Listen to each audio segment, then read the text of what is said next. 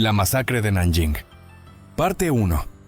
Hay momentos en la historia de la humanidad tan oscuros, tan profundamente perturbadores, que desafían nuestra capacidad de comprensión.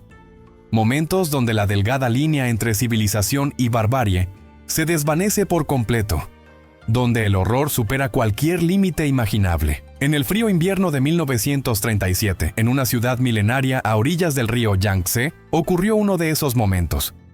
Lo que sucedió en Nanjing durante 6 semanas interminables no fue simplemente una batalla, ni siquiera una ocupación militar convencional. Fue algo mucho más siniestro, algo que quedaría grabado en la memoria colectiva como uno de los crímenes más atroces del siglo XX.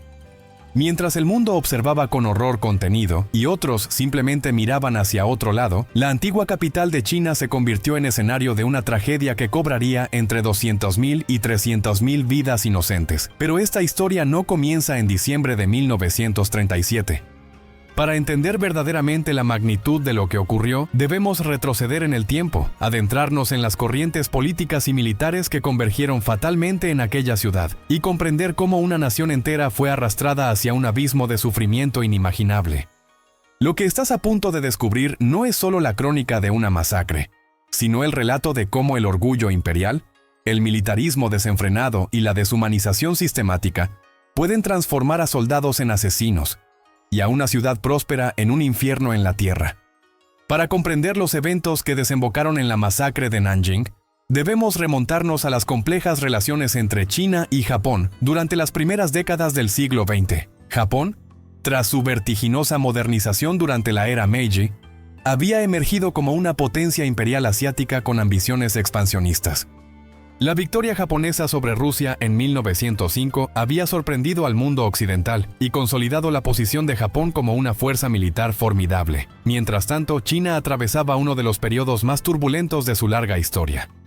La dinastía Qing había colapsado en 1911, dando paso a una república frágil y fracturada, donde señores de la guerra competían por el control territorial y el gobierno central luchaba por mantener su autoridad.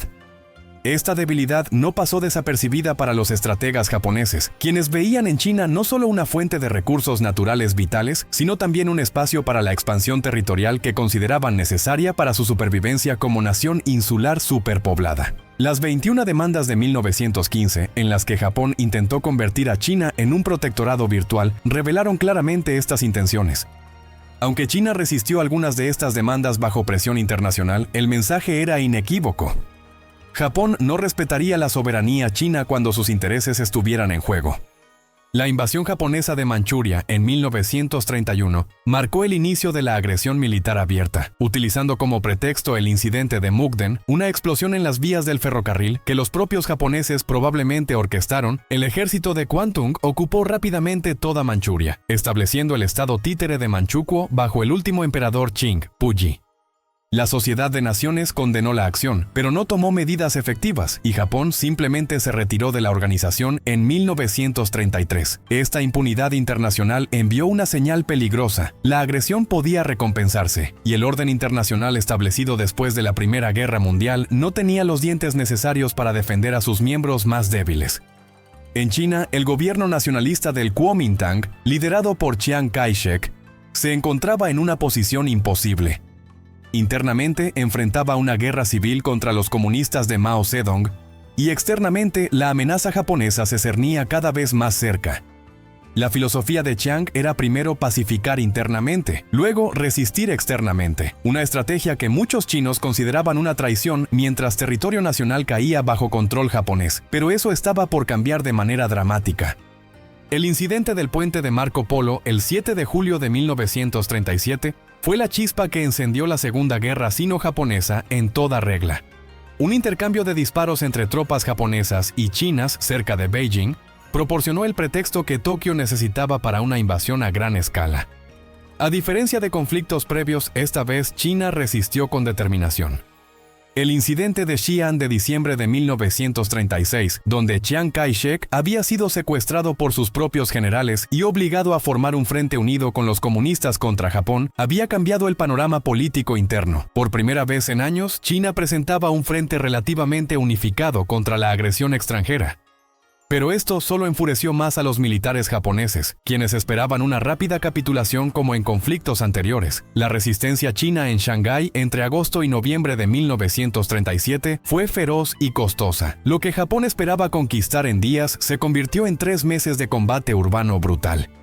Las tropas japonesas, muchas de ellas veteranas de las campañas en Manchuria y Mongolia, se encontraron enfrentando una resistencia inesperada. Las divisiones chinas, aunque superadas en armamento y entrenamiento, lucharon con desesperación, defendiendo cada calle, cada edificio. Cuando Shanghái finalmente cayó en noviembre, el ejército imperial japonés había sufrido miles de bajas y su cronograma de invasión estaba severamente retrasado.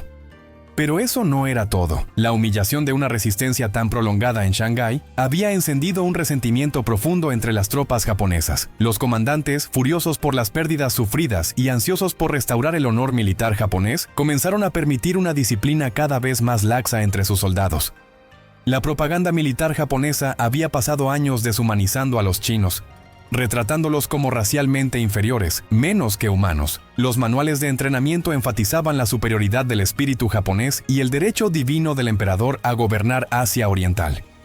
Esta indoctrinación sistemática, combinada con la frustración de la campaña de Shanghái y la distancia de las estructuras de mando que pudieran imponer disciplina, creó una situación extremadamente peligrosa. Mientras las columnas japonesas avanzaban hacia el oeste persiguiendo a las fuerzas chinas en retirada, el camino quedó marcado por atrocidades crecientes contra civiles. Pueblos enteros fueron quemados, mujeres violadas, prisioneros ejecutados sumariamente. Los reportes que llegaban al alto mando japonés eran preocupantes, pero la respuesta fue mínima. Algunos comandantes consideraban estas acciones como una forma legítima de castigar a China por su resistencia y de aterrorizar a la población para que no apoyara la resistencia militar. Era una estrategia de terror deliberada, diseñada para romper la voluntad china de continuar la guerra. Nanjing, la capital nacionalista de China, se encontraba directamente en el camino de este ejército enfurecido y cada vez más descontrolado. Fundada hace más de 2500 años, Nanjing había servido como capital de varios imperios y dinastías a lo largo de la historia china. Su nombre significa literalmente «capital del sur», y la ciudad había sido testigo de innumerables momentos cruciales en la historia china. En 1937 era una metrópolis moderna de aproximadamente 1 millón de habitantes, con una mezcla de arquitectura tradicional china y edificios modernos. El gobierno nacionalista había establecido allí su capital en 1927, y la ciudad albergaba ministerios gubernamentales, universidades prestigiosas, hospitales modernos y una próspera comunidad comercial. También existía una significativa presencia extranjera. Misioneros occidentales, educadores, médicos y hombres de negocios que habían establecido instituciones y residencias en la ciudad. Muchos de estos extranjeros permanecerían durante la ocupación japonesa y sus testimonios proporcionarían evidencia crucial de los horrores que estaban por venir. Cuando las noticias de la caída de Shanghái llegaron a Nanjing, el pánico comenzó a extenderse. El gobierno de Chiang Kai-shek tomó la controvertida decisión de evacuar la capital y trasladarse a Chongqing, en el interior montañoso de Sichuan, donde estarían a salvo de los avances japoneses. La evacuación gubernamental comenzó a mediados de noviembre de 1937, pero fue caótica y mal planificada. Los funcionarios de alto rango y sus familias fueron evacuados primero, junto con documentos gubernamentales importantes y tesoros culturales que podían transportarse. Sin embargo, no se hizo provisión adecuada para la evacuación de la población civil. Los servicios de transporte, ya limitados, fueron monopolizados por los que tenían conexiones o dinero. Miles de civiles intentaron huir por el río Yangtze, pero los barcos disponibles eran insuficientes y costosos. Muchos simplemente no podían permitirse el pasaje o no podían abandonar sus hogares y negocios que representaban el trabajo de generaciones. A medida que se acercaban las fuerzas japonesas, un éxodo masivo comenzó de todas formas. Las carreteras que salían de Nanjing se llenaron de refugiados cargando lo que podían llevar, pero la mayoría descubrió rápidamente que no había dónde ir. Las áreas rurales circundantes ya estaban saturadas de refugiados de Shanghái y otras ciudades costeras. Para cuando quedó claro que Nanjing caería, era demasiado tarde para que la mayoría escapara. Se estima que entre 500.000 y 600.000 civiles permanecieron en la ciudad cuando llegaron los japoneses, junto con decenas de miles de soldados chinos, muchos de ellos desorganizados y separados de sus unidades durante la retirada caótica desde Shanghái. El mando militar chino en Nanjing era una situación desastrosa esperando a suceder. El general Tang Shengji fue designado comandante de las defensas de la ciudad, pero llegó con órdenes contradictorias y recursos inadecuados. Chiang Kai-shek le había ordenado defender la ciudad a toda costa para mantener el prestigio nacional e internacional, pero al mismo tiempo había evacuado al gobierno y la mayoría de las tropas de élite. Las fuerzas que quedaron para defender Nanjing eran en su mayoría unidades de segunda línea, mal equipadas, con moral baja y liderazgo cuestionable. Muchos soldados eran reclutas recientes con entrenamiento mínimo. La ciudad estaba rodeada por antiguas murallas de la dinastía Ming, impresionantes estructuras históricas pero completamente inadecuadas contra artillería moderna y bombarderos aéreos. Tang intentó organizar defensas, pero la tarea era casi imposible. Las líneas de suministro estaban cortadas, las municiones eran escasas, y la superioridad aérea japonesa significaba que cualquier movimiento diurno de tropas era bombardeado inmediatamente. Más crítico aún, no había un plan de retirada coherente. La ciudad estaba situada al norte del río Yangtze, y aunque había un plan vago de retirarse a través del río si las defensas colapsaban, la logística nunca fue adecuadamente organizada. Los barcos y balsas necesarios para transportar decenas de miles de soldados simplemente no existían en números suficientes.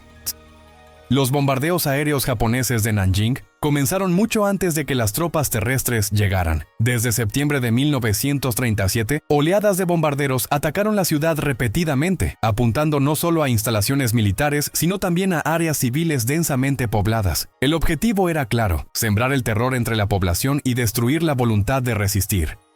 Los bombarderos aparecían en formaciones ordenadas, sin oposición de la inexistente fuerza aérea china en el área, y descargaban sus bombas metódicamente. Barrios residenciales fueron reducidos a escombros. El antiguo templo del Confucio fue dañado. Hospitales claramente marcados con cruces rojas fueron bombardeados de todas formas.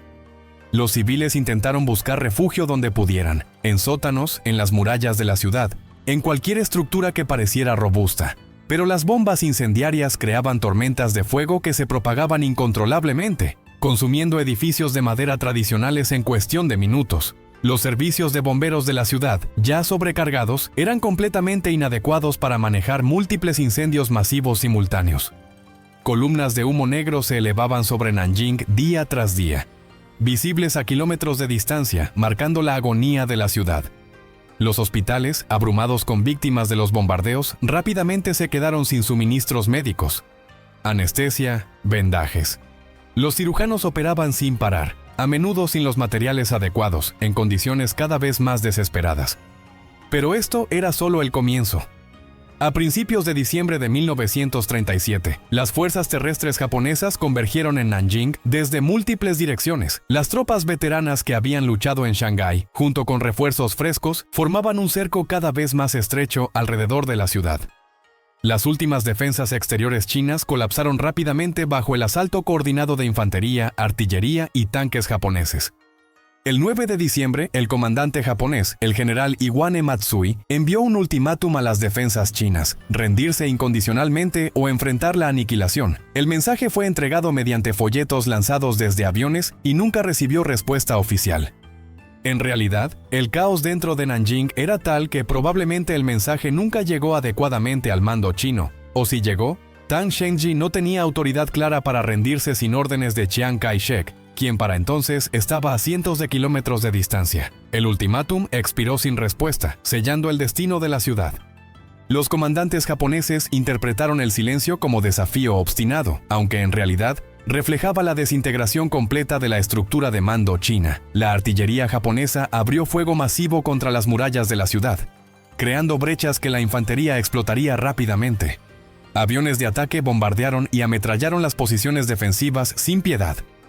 El 12 de diciembre, la situación dentro de Nanjing era desesperada. Las defensas estaban colapsando en todos los sectores. El general Tang Shengji, enfrentando la aniquilación total de sus fuerzas, finalmente tomó la decisión de evacuar, pero para entonces era demasiado tarde para hacerlo de manera ordenada. En una reunión de emergencia esa noche con sus oficiales, Tang anunció la retirada, pero no había plan coherente. Las órdenes eran confusas y contradictorias. Algunas unidades fueron instruidas para intentar abrirse paso hacia el sur, otras para retirarse a través del río. Pero Tang mismo abandonó la ciudad esa misma noche con su séquito, cruzando el Yangtze y dejando a decenas de miles de soldados sin liderazgo claro. Lo que siguió fue el colapso total. Las tropas chinas, al enterarse de que sus comandantes habían huido, entraron en pánico masivo. Miles corrieron hacia las puertas sur de la ciudad, dirigiéndose al río en una estampida desesperada. La puerta de Jijiang, la principal salida hacia el río, se convirtió en una trampa mortal. En la oscuridad y la confusión, los soldados se aplastaban unos a otros tratando de pasar por la abertura estrecha. Algunos oficiales, desesperados por mantener orden, abrieron fuego contra sus propias tropas para detener la estampida, solo empeorando el caos. Cuando llegaron al río, descubrieron que había muy pocos barcos disponibles, y muchos de los que había ya estaban sobrecargados o se hundían. Miles de soldados intentaron nadar a través del Yangtze en pleno invierno, pero el río estaba helado y la corriente era fuerte. La mayoría se ahogó. Otros soldados chinos, comprendiendo que la evacuación era imposible, intentaron mezclarse con la población civil. Se quitaron los uniformes, buscaron ropa de civil y trataron de esconderse en la ciudad. Este acto desesperado de supervivencia tendría consecuencias terribles, porque los japoneses vendrían buscándolos y no harían distinciones cuidadosas entre soldados disfrazados y civiles genuinos. Para el 13 de diciembre de 1937, las últimas resistencias militares organizadas en Nanjing habían cesado. Las tropas japonesas comenzaron a entrar en la ciudad desde múltiples puntos. Lo que encontraron era una ciudad en caos absoluto. Incendios ardiendo sin control, calles atestadas de civiles aterrorizados, exsoldados escondiéndose donde podían. La población civil, esperando lo peor pero sin poder imaginar realmente lo que vendría, intentó buscar refugio. Muchos se dirigieron a la zona de seguridad internacional, un área de aproximadamente 3.8 kilómetros cuadrados en el centro de la ciudad, que un grupo de extranjeros occidentales había establecido como refugio neutral. Esta zona sería crucial en los días venideros, proporcionando alguna medida de protección a decenas de miles de civiles, aunque, como veremos, ni siquiera este santuario estaría completamente a salvo de los horrores que estaban por desatarse. La llegada de las tropas japonesas marcó el comienzo de 6 semanas de terror inimaginable. No hubo transición gradual hacia la violencia. Esta comenzó casi inmediatamente. Los soldados japoneses, autorizados tácitamente por comandantes que hacían la vista gorda o incluso alentaban el saqueo como recompensa por las duras campañas previas, comenzaron a arrasar por la ciudad. Lo que ocurrió en Nanjing no fue el desorden aleatorio de soldados indisciplinados descontrolados temporalmente. Fue violencia sistemática, organizada y sostenida durante semanas. Los primeros objetivos fueron los ex soldados chinos. Los japoneses establecieron puestos de control en toda la ciudad y comenzaron a registrar exhaustivamente, buscando a cualquiera que pudiera haber sido militar. Los criterios eran absurdamente amplios e indiscriminados. Cualquier hombre joven con marcas de bronceado que sugirieran haber llevado casco, cualquiera con callos en las manos que pudieran ser de manejar rifles, cualquiera cuyo físico sugiriera entrenamiento militar. En muchos casos, los japoneses simplemente reunían a todos los hombres en edad militar de un área, los ataban y los llevaban a sitios de ejecución. Estas ejecuciones no eran rápidas y misericordiosas. Los soldados japoneses utilizaban diversas formas de asesinato, muchas diseñadas para prolongar el sufrimiento o servir como entrenamiento para reclutas. Decapitaciones con espadas samurái se convirtieron en algo común, con oficiales compitiendo para ver quién podía decapitar más prisioneros. Prisioneros eran utilizados como blancos para práctica de bayoneta, con soldados novatos obligados a apuñalar repetidamente a víctimas atadas como parte de su entrenamiento. Pero lo que estaba sucediendo con los hombres era solo una parte del horror. Las mujeres de Nanjing enfrentaban una pesadilla diferente pero igualmente terrible. La violencia sexual se desató a una escala casi incomprensible. Se estima que entre 20.000 y 80.000 mujeres fueron violadas durante la ocupación de Nanjing, aunque el número real nunca se sabrá con certeza. Ninguna mujer estaba a salvo, desde niñas de menos de 10 años hasta mujeres ancianas de más de 70. Los soldados japoneses entraban en casas buscando mujeres, derribando puertas, registrando escondites. Las violaciones ocurrían en todas partes, en las calles en pleno día, en casas frente a las familias, en iglesias y templos donde la gente había buscado refugio. Muchas víctimas eran violadas en grupo por múltiples soldados, y muchas eran asesinadas después para eliminar testigos. Los métodos de asesinato a menudo eran particularmente brutales. Mujeres eran empaladas con bayonetas o bambú, sus cuerpos mutilados de formas que desafían la descripción. Algunas víctimas eran tan jóvenes que morían simplemente del trauma físico de la violación. Las familias que intentaban proteger a sus hijas o esposas eran frecuentemente asesinadas en el acto, padres obligados a presenciar las violaciones de sus hijas, luego ejecutados, esposos forzados a mirar mientras sus esposas eran agredidas antes de ser asesinados ellos mismos. Era una campaña de terror calculada para destruir no solo vidas individuales, sino la estructura social completa de la comunidad china.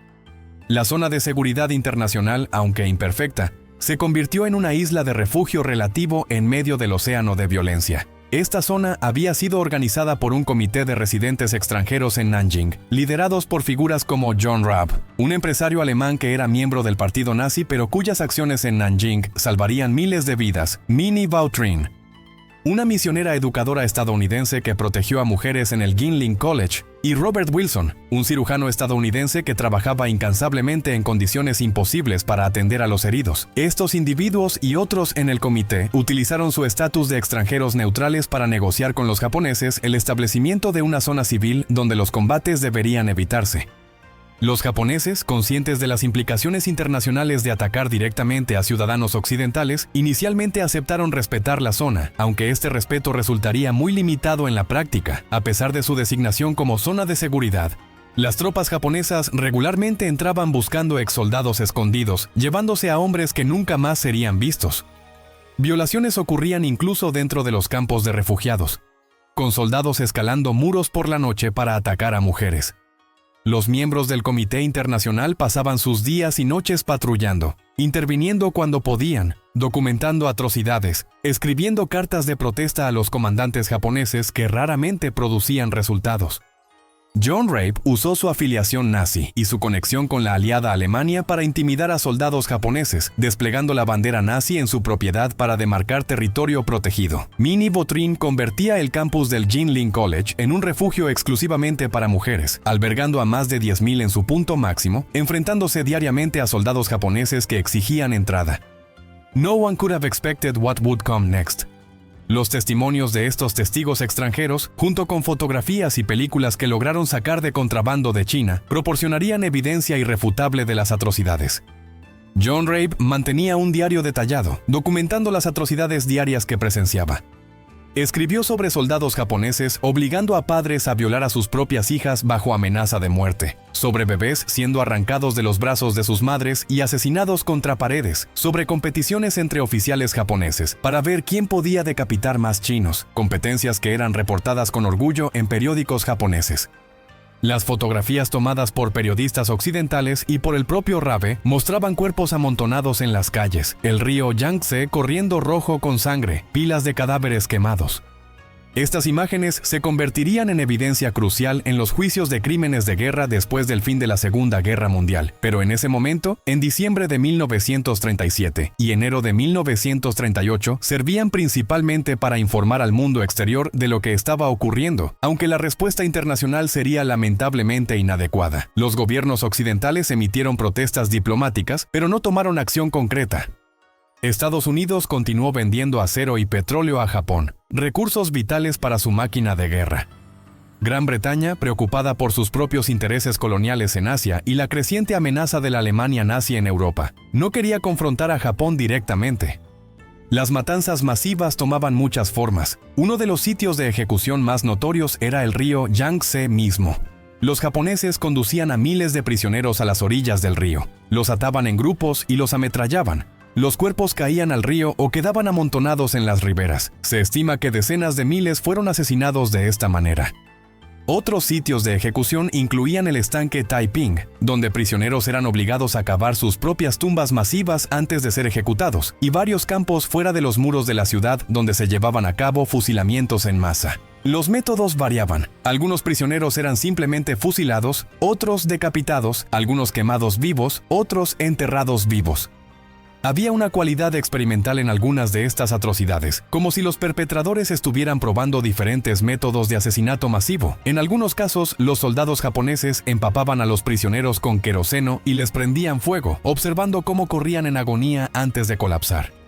En otros, ataban a prisioneros y los usaban para practicar cargas de bayoneta, con grupos de soldados corriendo repetidamente hacia las víctimas indefensas. Estas no eran acciones de soldados individuales descontrolados, eran actividades organizadas, a menudo supervisadas por oficiales, parte de lo que parecía ser una campaña deliberada de terror y exterminio.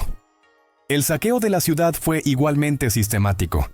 Los soldados japoneses entraban en tiendas, bancos, hogares, llevándose todo de valor. Dinero, joyas, obras de arte, muebles, ropa, alimentos. Lo que no podían llevar, a menudo lo destruían. Tiendas enteras eran vaciadas y luego incendiadas. Residencias privadas eran saqueadas habitación por habitación. Tesoros culturales invaluables desaparecieron o fueron destruidos. La biblioteca imperial, que albergaba textos antiguos irreemplazables, fue saqueada y quemada. Templos históricos fueron profanados, sus reliquias religiosas robadas o destrozadas. El saqueo no era simplemente oportunista, era una forma adicional de humillación. Una manera de demostrar el dominio total japonés y la impotencia china. Para fines de diciembre de 1937, gran parte del centro de Nanjing había sido reducido a ruinas humeantes. Edificios que habían sobrevivido los bombardeos previos ahora eran destruidos por incendios provocados deliberadamente después del saqueo. Las calles estaban bloqueadas por escombros y cadáveres. El hedor de la muerte impregnaba la ciudad, tan fuerte que los mismos soldados japoneses comenzaron a quejarse. Sin embargo, las matanzas continuaban día tras día, semana tras semana. La capacidad de la mente humana para normalizar incluso los horrores más extremos, cuando se sostienen por tiempo suficiente, significaba que después de un tiempo, los perpetradores ejecutaban sus atrocidades con rutina casual. Las autoridades militares japonesas en Nanjing estaban plenamente conscientes de lo que estaba ocurriendo. El general Matsui, el comandante en jefe, llegó a Nanjing el 17 de diciembre y realizó una ceremonia de victoria triunfal, pero incluso él no podía ignorar las evidencias de las atrocidades masivas. Según algunos testimonios posteriores, Matsui estaba perturbado por el comportamiento de sus tropas y emitió órdenes exigiendo disciplina restaurada, pero estas órdenes fueron en gran medida ignoradas por los comandantes de nivel medio y bajo, quienes no veían razón para detener lo que consideraban castigo justo a los chinos por su resistencia. Otros oficiales superiores, particularmente el príncipe Asaka Yasuhiko, miembro de la familia imperial japonesa y uno de los comandantes en el área, aparentemente no tenían tales escrúpulos. Aunque los registros históricos precisos son disputados, hay evidencia que sugiere que Asaka pudo haber emitido órdenes tácitas de no tomar prisioneros, efectivamente autorizando las matanzas masivas.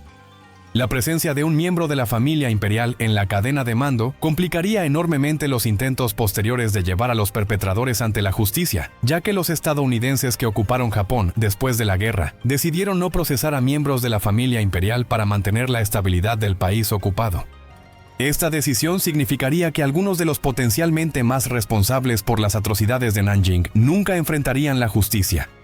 Dentro de la ciudad, la vida cotidiana se había convertido en una lucha por la supervivencia. Los civiles que permanecían en áreas fuera de la zona de seguridad vivían en terror constante. Familias se escondían en sótanos durante días, sin atreverse a salir incluso para buscar comida. Los suministros de alimentos se agotaron rápidamente y la hambruna comenzó a amenazar a los que habían sobrevivido la violencia inicial.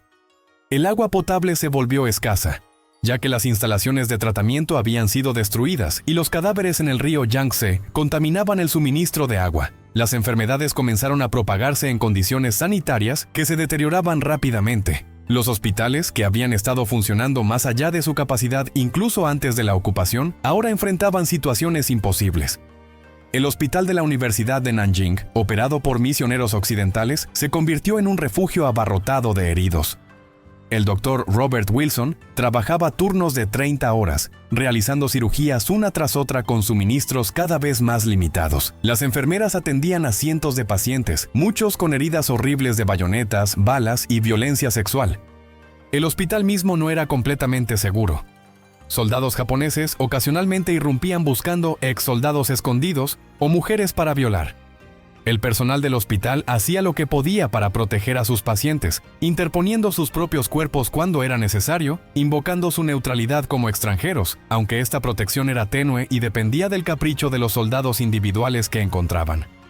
A medida que pasaban las semanas, las atrocidades continuaban con una persistencia que desafiaba la lógica. Uno podría pensar que incluso los perpetradores más brutales eventualmente se cansarían de la violencia, pero en Nanjing, la máquina de terror funcionaba día tras día. Los soldados japoneses desarrollaron métodos cada vez más elaborados de tortura y asesinato. Prisioneros eran congelados en bloques de hielo durante el invierno brutal. Otros eran colgados de ganchos de carnicero y dejados morir lentamente. Algunos eran utilizados para práctica de tiro, atados a postes a varias distancias para que los soldados pudieran mejorar su puntería. Las violaciones continuaban a un ritmo implacable, con algunas mujeres siendo atacadas docenas de veces por diferentes soldados. Muchas víctimas de violencia sexual que sobrevivieron las agresiones iniciales morirían posteriormente por heridas no tratadas, infecciones o suicidio. El trauma psicológico era incalculable. Familias enteras fueron destruidas, no solo físicamente sino emocionalmente. Padres que habían sido obligados a presenciar las violaciones y asesinatos de sus familias quedaban destrozados psicológicamente. Niños que habían presenciado atrocidades inimaginables quedarían marcados de por vida. La estructura social de Nanjing, construida a lo largo de siglos, se desintegró en cuestión de semanas. Los miembros del Comité Internacional para la Zona de Seguridad de Nanjing trabajaban incansablemente, documentando atrocidades, presentando protestas, intentando expandir las protecciones que podían ofrecer. John Rapp escribía cartas casi diarias a las autoridades japonesas, detallando las violaciones específicas que habían ocurrido, solicitando intervención. Las respuestas, cuando llegaban, eran típicamente disculpas superficiales y promesas de investigación que nunca se materializaban. Minnie Botrin llenaba su diario con entradas desgarradoras sobre las mujeres que intentaba proteger. Describía cómo soldados japoneses escalaban los muros del campus por la noche, cómo ella y su personal patrullaban constantemente, cómo encontraban mujeres traumatizadas cada mañana que habían sido atacadas a pesar de sus mejores esfuerzos. El costo psicológico en estos protectores extranjeros era inmenso. Botrin eventualmente sufriría un colapso nervioso después de meses de presenciar horrores que no podía prevenir completamente.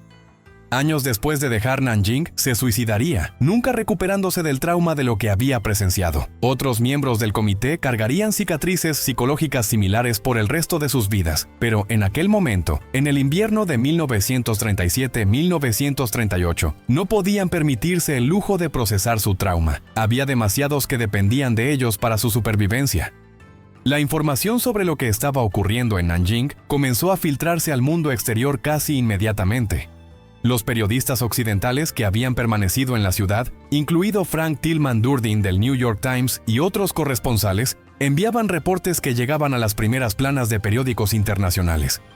El New York Times del 18 de diciembre de 1937 llevaba el titular "Todos los cautivos masacrados", describiendo ejecuciones masivas de prisioneros chinos. Los reportes continuaron durante semanas, detallando violaciones, saqueos, asesinatos de civiles. Sin embargo, la distancia y la preocupación del mundo occidental por sus propios asuntos atenuaban el impacto de estas noticias.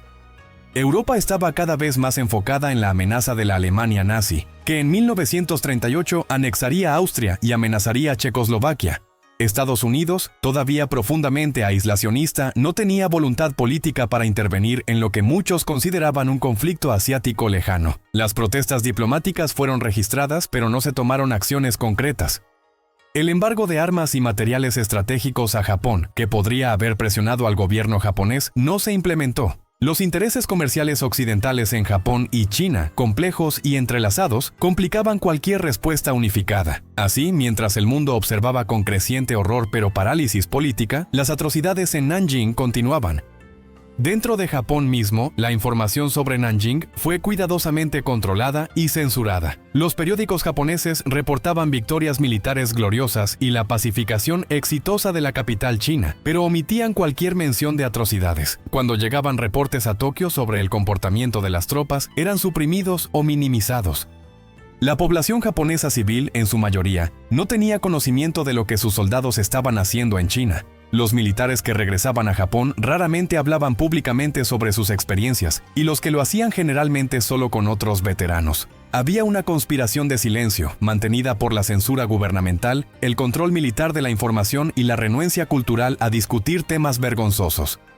Esta ignorancia pública permitiría que el revisionismo histórico floreciera en Japón décadas después, con algunos negando que la masacre hubiera ocurrido en absoluto o minimizando significativamente su alcance. Pero en 1937, el problema no era negación sino supresión activa de la verdad.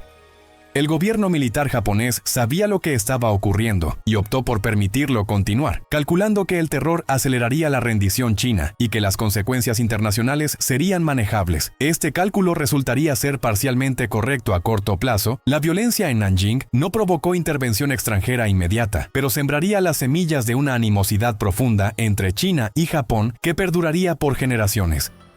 A medida que enero de 1938 progresaba, la intensidad de las atrocidades comenzó gradualmente a disminuir. No por remordimiento moral, sino por razones prácticas.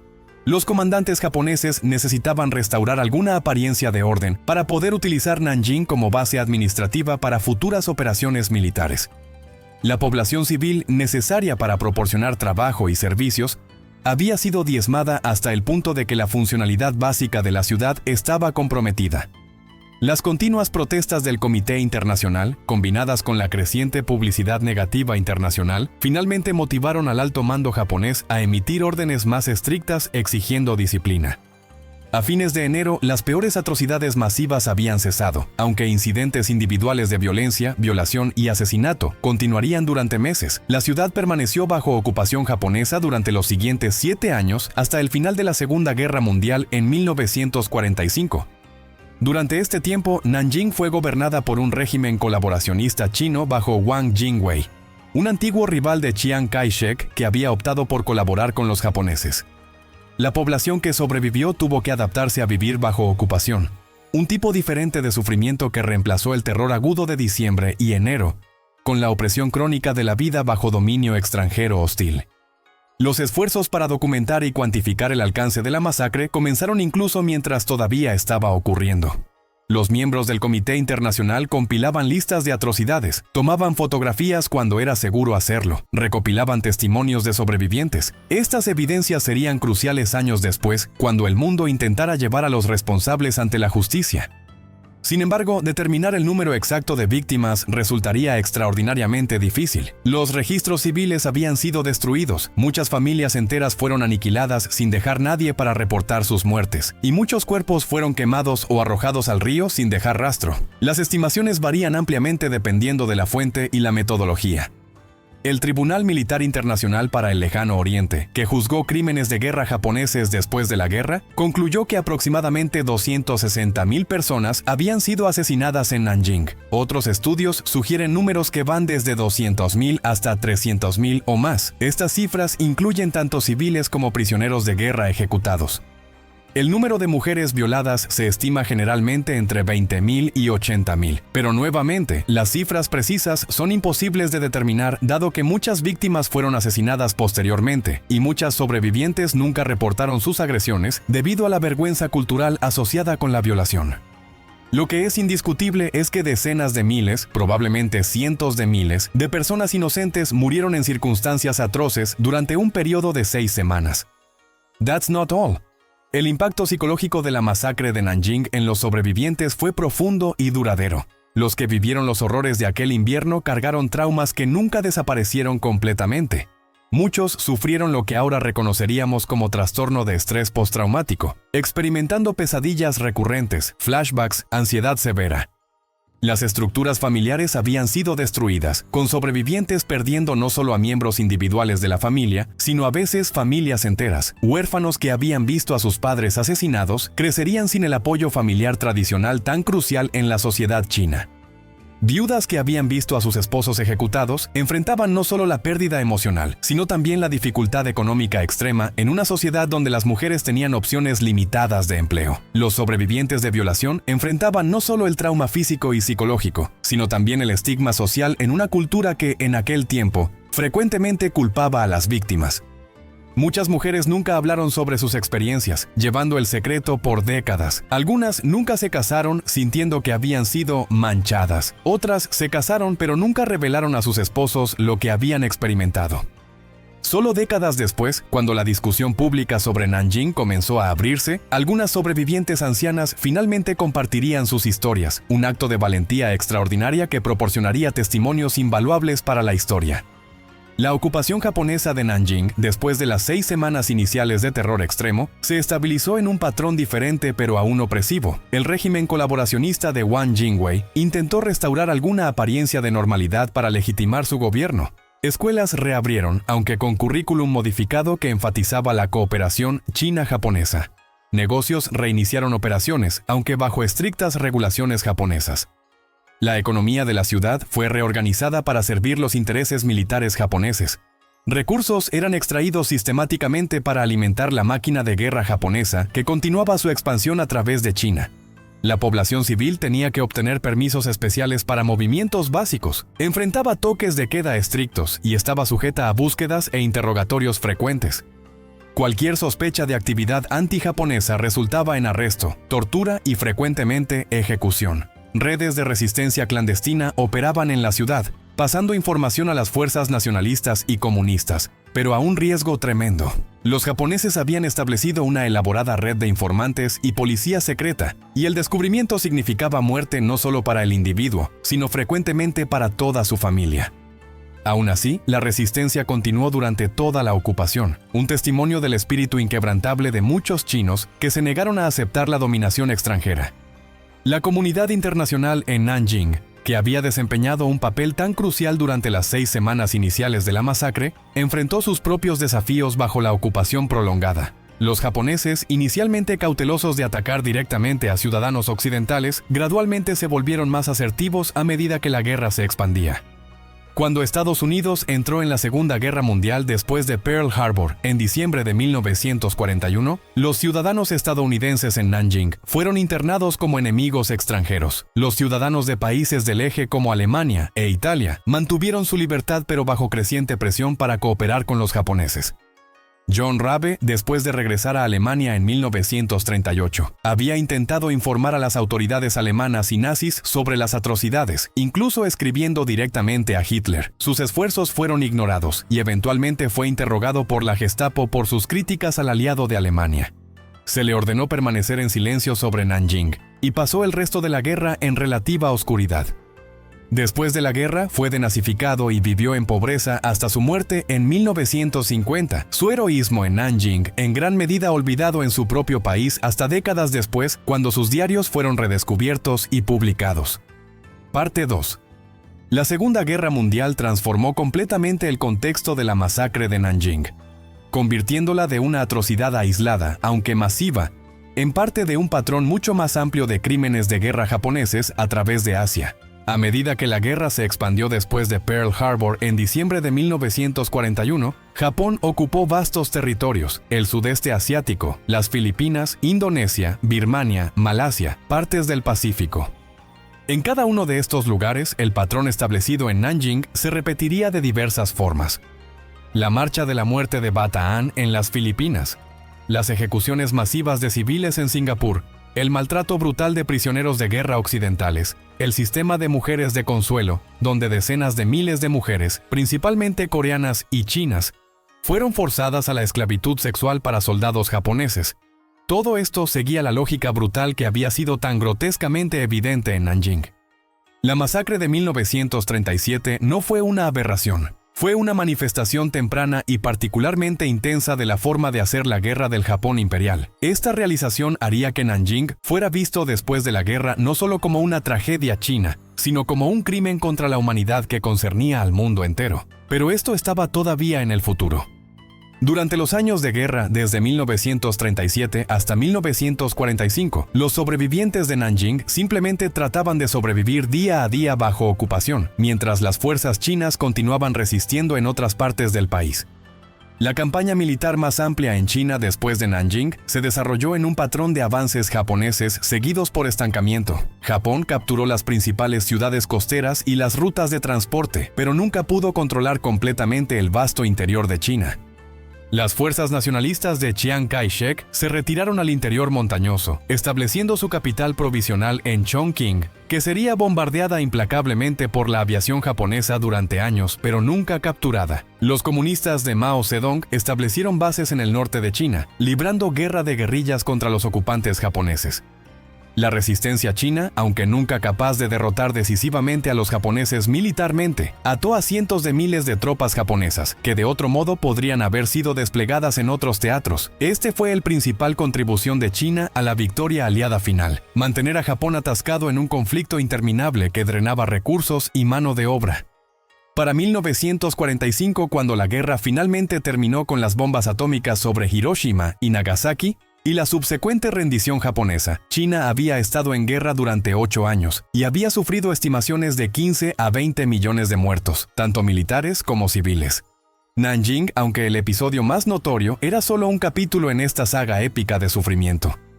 La rendición de Japón en agosto de 1945 trajo un cambio fundamental a Nanjing. Las fuerzas japonesas de ocupación se rindieron formalmente y las tropas nacionalistas chinas reocuparon la ciudad. Para los sobrevivientes de la masacre, el momento fue agridulce. Había alivio y júbilo por el fin de la ocupación, pero también dolor profundo por todo lo que se había perdido. La ciudad física estaba dañada pero intacta en comparación con muchas ciudades europeas que habían sido completamente destruidas. Sin embargo, el tejido social de Nanjing había sido desgarrado de maneras que tomarían generaciones reparar. Las familias comenzaron el doloroso proceso de buscar miembros perdidos, aunque la mayoría descubrió con certeza lo que ya sospechaban: sus seres queridos habían muerto hacía años. Comenzaron los esfuerzos para identificar y enterrar adecuadamente los restos de las víctimas. Fosas comunes fueron exhumadas, aunque muchos cuerpos nunca fueron recuperados del río o de sitios de quema. Monumentos conmemorativos fueron erigidos. La ciudad comenzó lentamente a reconstruirse, físicamente y psicológicamente, aunque el proceso sería largo y complicado por la renovada guerra civil entre nacionalistas y comunistas, que estalló casi inmediatamente después de la derrota japonesa. Pero no one could have expected what would come next en términos de justicia. Con el fin de la guerra llegó el proceso de los juicios por crímenes de guerra en Asia, paralelos a los más famosos juicios de Nuremberg en Europa. El Tribunal Militar Internacional para el Lejano Oriente, frecuentemente llamado Juicios de Tokio, se convocó en 1946 para juzgar a los principales líderes militares y políticos japoneses por crímenes de guerra, crímenes contra la paz y crímenes contra la humanidad. 28 acusados de alto nivel fueron procesados, incluidos antiguos primeros ministros, ministros de guerra y comandantes militares.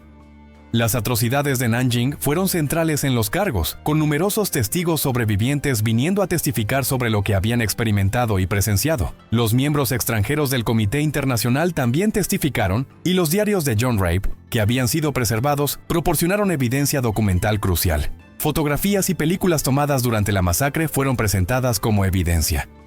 El tribunal escuchó testimonios desgarradores de mujeres que describieron sus violaciones, de hombres que habían escapado milagrosamente de ejecuciones masivas, de médicos que habían tratado las horribles heridas infligidas por los soldados japoneses. El general Iwane Matsui, quien había sido el comandante en jefe durante la captura de Nanjing, fue uno de los acusados.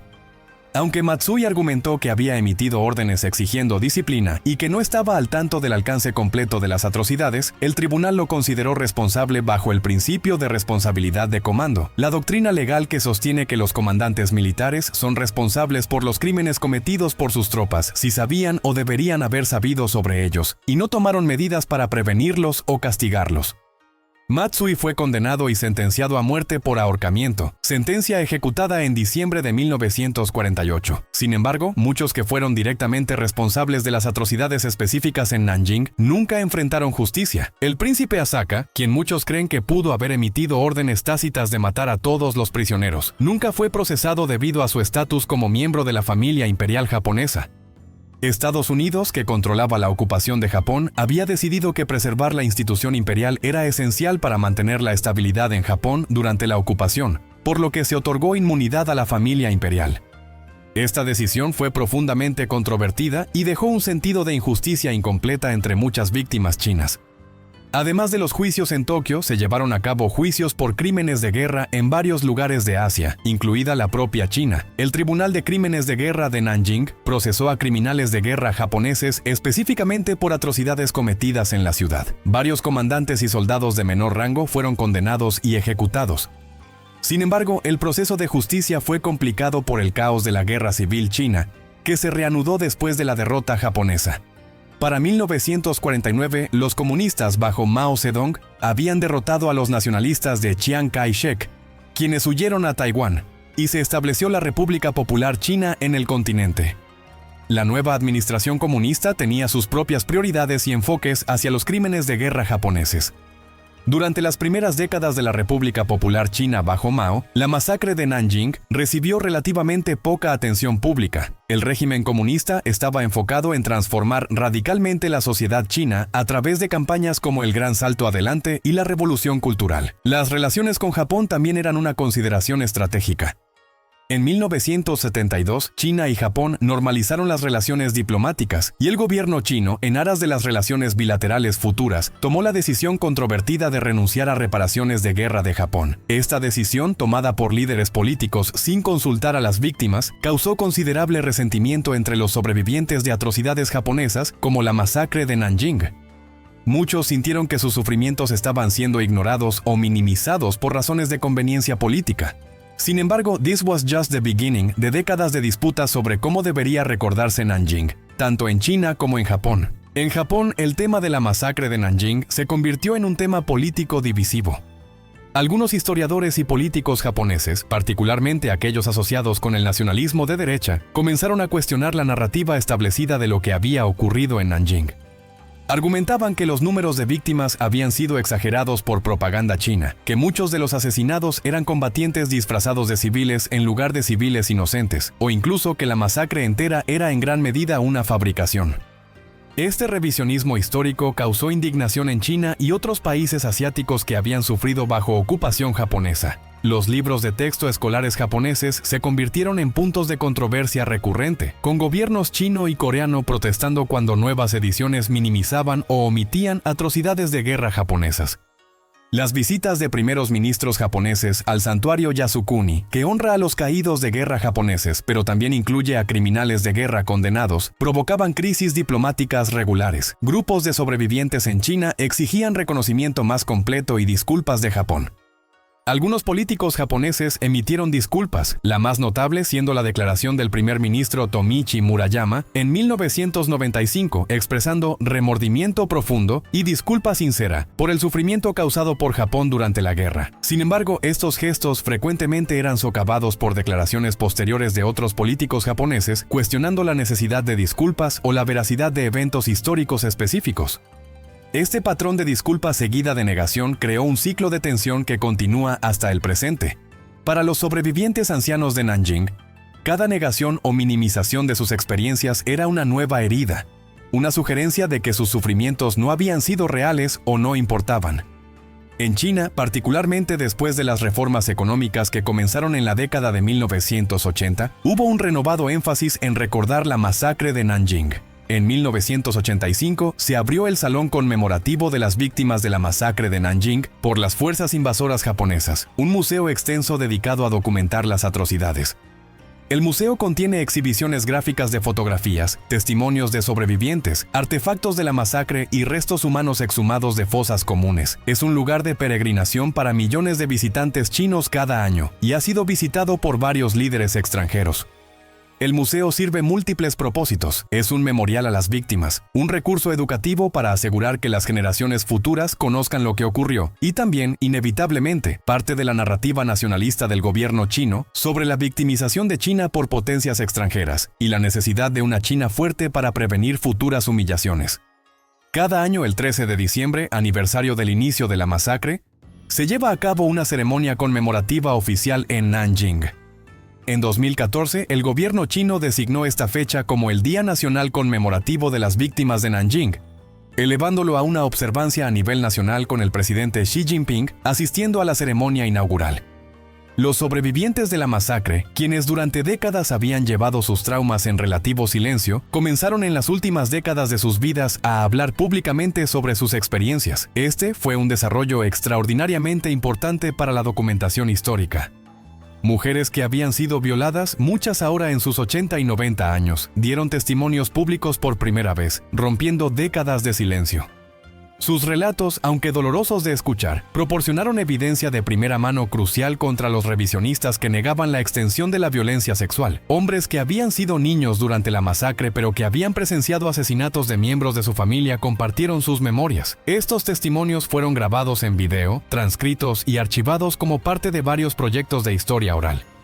Académicos chinos y extranjeros llevaron a cabo investigaciones extensas, recopilando evidencia documental, analizando fotografías de la época, excavando fosas comunes, intentando establecer los hechos históricos tan definitivamente como fuera posible. Historiadores occidentales como Iris Chang, cuyo libro La violación de Nanking, publicado en 1997, trajo renovada atención internacional a la masacre, desempeñaron un papel importante en asegurar que Nanjing fuera reconocida no solo como una tragedia china, sino como un crimen contra la humanidad de importancia universal. El trabajo de Chang fue particularmente notable porque fue uno de los primeros tratamientos extensos en inglés dirigidos a una audiencia general, haciendo la historia accesible a lectores occidentales. Sin embargo, la historia de la documentación de Nanjing no está exenta de controversia y tragedia. Iris Chang misma, después de años de investigación intensiva sobre atrocidades japonesas que le pasaron factura psicológicamente, se suicidó en 2004 a los 36 años. Su familia y amigos creyeron que la inmersión en material tan oscuro durante tanto tiempo contribuyó a su depresión. Su muerte subraya el costo humano no solo de las atrocidades mismas, sino también del trabajo de documentarlas y conmemorarlas. Los sobrevivientes que dieron testimonios frecuentemente describían el proceso como retraumatizante, pero también catártico, una forma de asegurar que aquellos que murieron no fueran olvidados y que las generaciones futuras entendieran lo que había ocurrido. A medida que pasaban las décadas, el número de sobrevivientes vivos disminuía naturalmente. Para 2025, solo un puñado de sobrevivientes de la masacre de Nanjing permanecen vivos, todos con más de 100 años de edad. Cada muerte es marcada en China, representando no solo la pérdida de un individuo, sino la desaparición gradual de la memoria viviente de los eventos. Esto hace que la documentación de sus testimonios sea aún más urgente y preciosa. Una vez que el último sobreviviente fallezca, Nanjing transitará de la memoria viviente a la historia, dependiendo completamente de documentos, fotografías, testimonios grabados y la determinación de las generaciones futuras de recordar. Las implicaciones legales e históricas de la masacre de Nanjing se extienden mucho más allá de China y Japón. El evento contribuyó al desarrollo del derecho internacional humanitario y las leyes de guerra. El concepto de crímenes contra la humanidad, que fue central en los juicios de Nuremberg y los juicios de Tokio, se aplicó directamente a atrocidades como las de Nanjing. La noción de que ciertos actos son tan atroces que ofenden la conciencia de toda la humanidad, y que los perpetradores pueden ser procesados internacionalmente independientemente de las leyes nacionales, fue fortalecida por casos como Nanjing. El principio de responsabilidad de comando, utilizado para condenar al general Matsui, se ha convertido en un elemento estándar del derecho penal internacional y fue aplicado en tribunales posteriores que juzgaron crímenes de guerra en Yugoslavia, Ruanda y otros lugares. La Corte Penal Internacional, establecida en 2002, incorpora estos principios en su estatuto fundacional. De esta manera, las víctimas de Nanjing contribuyeron, a través de su sufrimiento y el procesamiento posterior de sus victimarios, al desarrollo de normas legales internacionales diseñadas para prevenir futuras atrocidades. Por supuesto, como eventos posteriores han demostrado una y otra vez, las normas legales por sí solas no previenen atrocidades. El genocidio en Ruanda, las matanzas en Bosnia, las atrocidades en Darfur y numerosos otros horrores han ocurrido a pesar de estos desarrollos legales. Pero sin estos precedentes históricos, el marco legal para la justicia internacional sería aún más débil de lo que es. La masacre de Nanjing también plantea preguntas filosóficas y psicológicas profundas sobre la naturaleza humana y cómo personas ordinarias pueden cometer actos extraordinariamente crueles. Los perpetradores en Nanjing no eran todos psicópatas o individuos inherentemente malvados.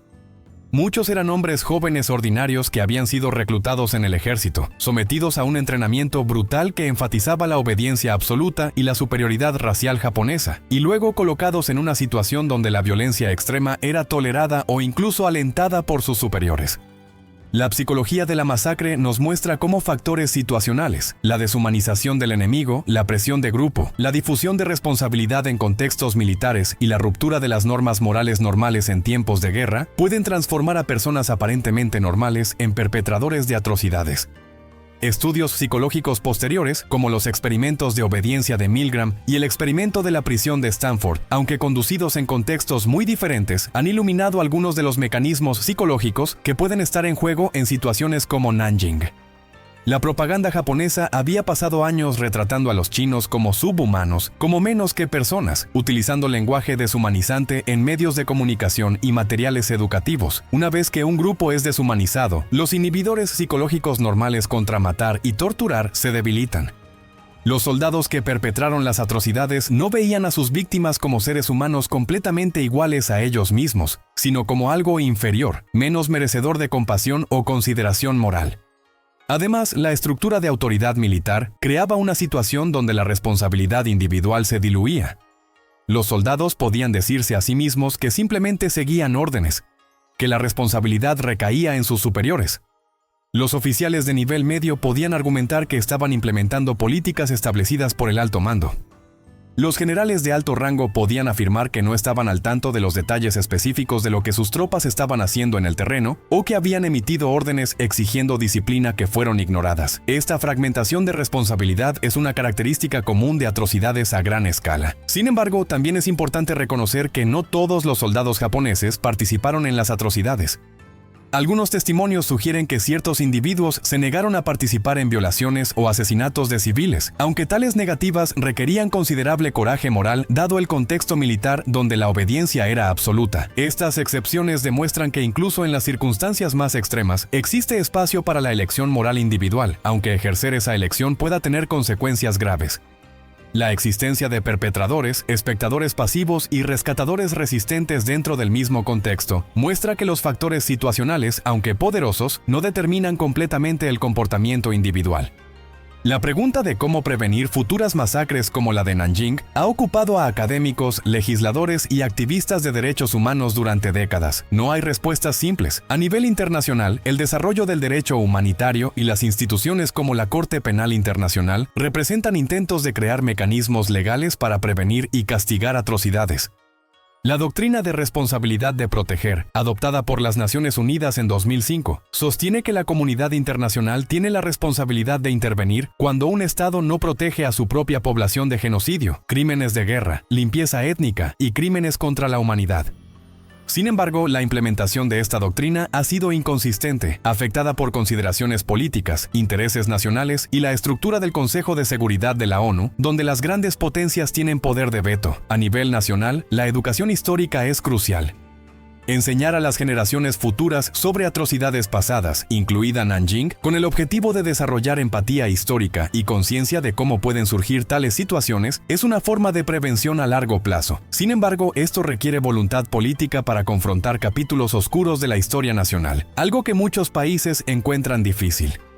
En el caso de Japón, las controversias continuas sobre los libros de texto y la representación de las acciones de guerra japonesas demuestran lo contencioso que puede ser este proceso.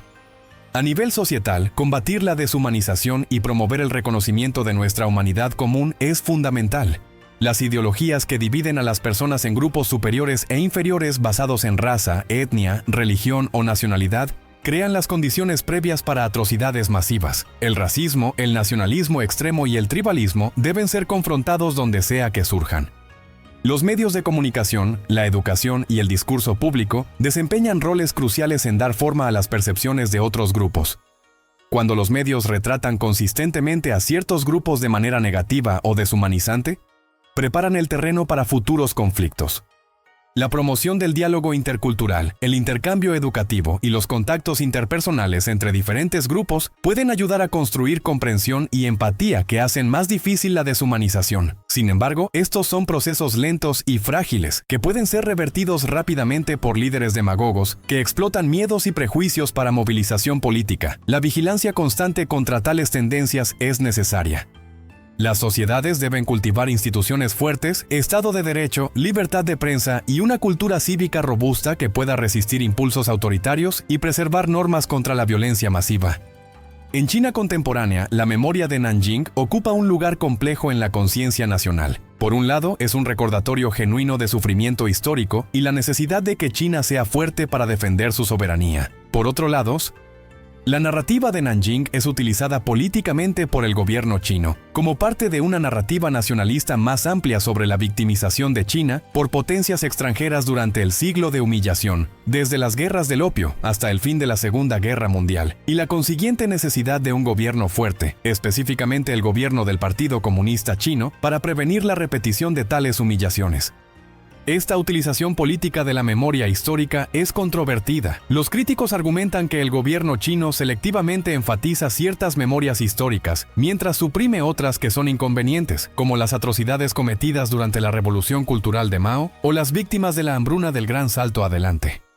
El Salón Conmemorativo de Nanjing recibe millones de visitantes, muchos de ellos estudiantes en viajes escolares, pero los museos que documentarían completamente los errores del Partido Comunista no existen. Esta selectividad sugiere que la conmemoración de Nanjing sirve no solo propósitos de justicia histórica, sino también objetivos políticos contemporáneos.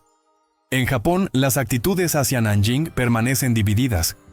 Académicos japoneses serios y muchos ciudadanos ordinarios reconocen las atrocidades y sienten remordimiento genuino por lo que ocurrió. Organizaciones de la sociedad civil japonesa han trabajado para promover la educación histórica honesta y la reconciliación con países vecinos. Algunos veteranos japoneses en sus últimos años han dado testimonios sobre atrocidades que presenciaron o en las que participaron, actos de valentía moral que los expusieron a críticas de nacionalistas de línea dura. Sin embargo, una corriente persistente de revisionismo histórico continúa negando o minimizando las atrocidades de guerra japonesas. Políticos de alto perfil hacen declaraciones que causan indignación internacional. Los libros que niegan la masacre de Nanjing o argumentan que Japón fue de hecho la víctima en lugar del agresor durante la Segunda Guerra Mundial encuentran audiencias en ciertos segmentos de la sociedad japonesa. Esta división interna en Japón refleja tensiones más amplias sobre la identidad nacional, cómo Japón debe recordar su pasado imperial y qué significa ser japonés en el periodo de posguerra. Para algunos, reconocer plenamente las atrocidades de guerra es esencial para la madurez moral de Japón como nación. Para otros, representa una difamación injusta de Japón y sus caídos de guerra, y una capitulación a la narrativa de victimización de países vecinos que ellos ven como políticamente motivada. That's not all respecto a las implicaciones contemporáneas de Nanjing. Las tensiones sino-japonesas actuales, aunque impulsadas por múltiples factores incluidas disputas territoriales sobre las islas Senkaku, Diaoyu, rivalidad económica y competencia geopolítica en Asia Oriental, están indudablemente coloreadas por la historia no resuelta de la Segunda Guerra Mundial.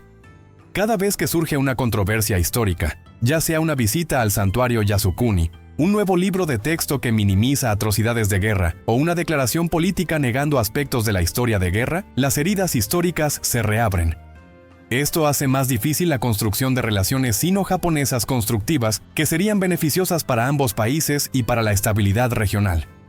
Las dos economías más grandes de Asia y dos de las más grandes del mundo están atrapadas en un patrón de desconfianza mutua, donde las memorias históricas desempeñan un papel significativo. La imposibilidad de llegar a una narrativa histórica compartida sobre la Segunda Guerra Mundial, algo que Europa logró eventualmente con respecto a la Alemania nazi, permanece como un obstáculo fundamental para la reconciliación sino-japonesa.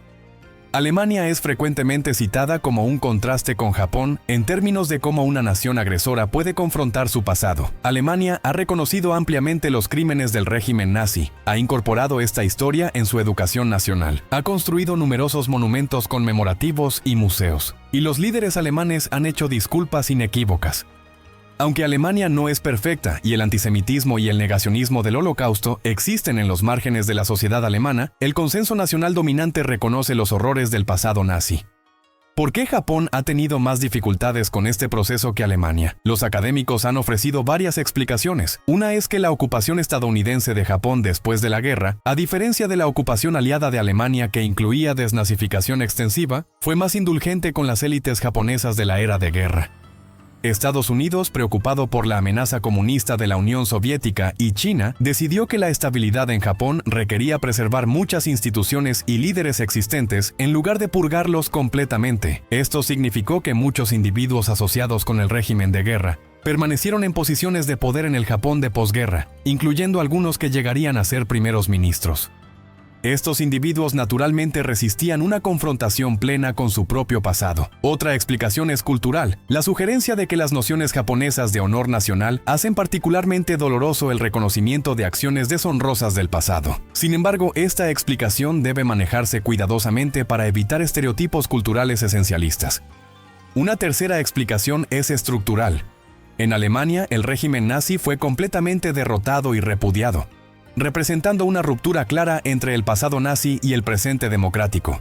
En Japón, la institución imperial sobrevivió, proporcionando continuidad con el periodo de guerra, y el emperador Hirohito, en cuyo nombre se libraron las guerras y se cometieron atrocidades, permaneció en el trono hasta su muerte en 1989. Esta continuidad hizo más difícil una ruptura completa con el pasado de guerra. Para los sobrevivientes de la masacre de Nanjing, estos debates académicos sobre por qué Japón no ha confrontado completamente su pasado son menos importantes que el reconocimiento concreto de lo que sufrieron. Muchos sobrevivientes han expresado que lo que más desean no son necesariamente reparaciones monetarias, aunque muchos creen que merecen compensación, sino reconocimiento. Quieren que Japón admita sin equívocos lo que ocurrió, que se disculpe sinceramente, que eduque a su propia juventud sobre estas atrocidades para que nunca se repitan. Las llamadas de algunos políticos japoneses para avanzar, sin atascarse en el pasado, son vistas por los sobrevivientes como un intento de escapar de la responsabilidad. Desde su perspectiva, uno no puede avanzar genuinamente sin primero confrontar honestamente el pasado. La reconciliación genuina requiere que los perpetradores o sus sucesores nacionales reconozcan el daño causado, expresen remordimiento genuino y tomen medidas para asegurar la no repetición. Sin estos pasos, cualquier reconciliación es superficial y frágil. Los sobrevivientes que han testificado públicamente frecuentemente hablan de su motivación como asegurar que sus experiencias no sean negadas u olvidadas y educar a las generaciones futuras tanto en China como en Japón para que entiendan las consecuencias de la guerra y el odio. Es un testimonio notable de la resiliencia humana que muchas de estas víctimas, a pesar de haber sufrido horrores inimaginables, no llaman a venganza sino a educación y prevención. La dimensión de género de la masacre de Nanjing merece atención especial. La violencia sexual masiva perpetrada contra mujeres no fue una consecuencia accidental de la guerra, sino una herramienta deliberada de terror y humillación. En culturas patriarcales donde el honor familiar frecuentemente se conceptualiza en términos de la castidad femenina, la violación de mujeres sirve para emascular simbólicamente a los hombres de la comunidad que no pueden proteger sus mujeres. Los perpetradores entienden esta dinámica y la explotan deliberadamente. Las víctimas de violencia sexual en Nanjing sufrieron trauma físico y psicológico, pero también estigma social. Muchas nunca se casaron porque se consideraban arruinadas. Algunas fueron rechazadas por sus propias familias. El silencio que rodeaba la violencia sexual significaba que estas mujeres sufrían aisladas, sin el apoyo comunitario o los recursos de salud mental que ahora reconoceríamos como necesarios. Solo décadas después, cuando el movimiento feminista global comenzó a enmarcar la violación en tiempos de guerra, no como un subproducto inevitable de conflictos, sino como un crimen de guerra específico que merece reconocimiento y procesamiento, comenzaron algunas de estas sobrevivientes a hablar. Los juicios internacionales por crímenes de guerra en Yugoslavia y Ruanda en la década de 1990 establecieron precedentes importantes al procesar específicamente la violencia sexual como crimen de guerra y crimen contra la humanidad. Este desarrollo legal llegó demasiado tarde para la mayoría de las víctimas de Nanjing, pero validaba retroactivamente sus experiencias y reconocía la gravedad de lo que habían sufrido. El sistema de mujeres de consuelo, donde el militar japonés estableció burdeles militares forzando a decenas de miles de mujeres, principalmente de Corea y China, a la esclavitud sexual, fue una extensión de los patrones de violencia sexual evidentes en Nanjing. Después de Nanjing, los comandantes militares japoneses, preocupados por la indisciplina de las tropas y quizás también por las implicaciones de propaganda internacional de violaciones masivas, decidieron institucionalizar la esclavitud sexual estableciendo un sistema de estaciones de consuelo. Este sistema operó en todo el imperio japonés durante el resto de la guerra. Las mujeres, frecuentemente engañadas con promesas de empleo legítimo o simplemente secuestradas, eran obligadas a servir a numerosos soldados diariamente en condiciones horribles. Muchas no sobrevivieron, y las que lo hicieron cargaron trauma físico y psicológico por el resto de sus vidas.